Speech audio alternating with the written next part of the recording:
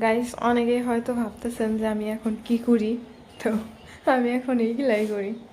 এটা হলো আমার বেড, আর এই হলো আমার বেডের অবস্থা। আমি একটু লাইটটা অন করে দেখাই।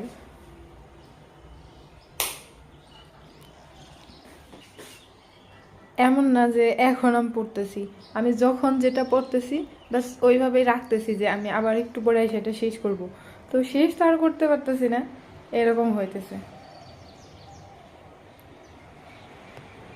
আর এখানে শোয়ার হলে কি করি, এই সব কিছু এক সাইডে চাপাইয়া জাস্ট, প্রত্যেকটা বইয়ের ভিতরে আমার কলম থাকে, তো ওইভাবেই চাপাইয়া তারপরে এক জায়গায় সব কিছু এলোমেলো কইরা তারপরে এক সাইড, মানে জায়গা তৈরি করে তারপর শুয়ে পড়ি। আর আরেকটা জিনিস দেখায়, ওগুলা হলো মানে আরেকটা বেডের জিনিসপত্র। এখানে একটা ছোট তোষক আছে, যদি নিচে শুইতে ইচ্ছা করে ফ্লোরে, তো ওটা ঢাইকা রাখা হয়েছে, কারণ অনেক ধুলা আসে জানালা দিয়ে। তো এটা হলো আমার টেবিলের অবস্থা। কেউ ক্লিন করে দিতেছে না আমার টেবিল। তো বর্তমানে আমার টেবিলের এই অবস্থা। এখানে যাই রাখতেছি প্রচুর প্রচুর ময়লা হইতেছে। আমি তো কিছু টাচই করি না, এক সেকেন্ড একটু দেখাই যে কেমন ময়লা। এরকম ময়লা এখানে, মানে ধুলা, একদম ধুলা। তার মধ্যে কালকে এত বৃষ্টি হয়েছে, গতকাল রাতে জানালা দরজা সবকিছু অফ ছিল, কিন্তু তারপরও একদম ধুলা আসছে শুধু, মানে একদম বালু যেটাকে বলে। রাস্তার পারে থাকলে এরকমই হয় মনে হয়। এইখানেও আমার মানে কোনো কিছুর অবস্থা ভালো নাই। এগুলো হলো বাদামের খোসা। আমি দেখা গেছে যে ম্যাথ করতেছি আর খাইতেছি, এখানেই রয়ে গেছে।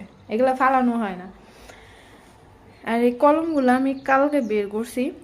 অ্যাকচুয়ালি এই কলমগুলা কালি দিতেছিল না, তো শীষ বের করে রোদে দিছি। আমার কাছে মনে হয়েছে হয়তো বা জমে গেছে।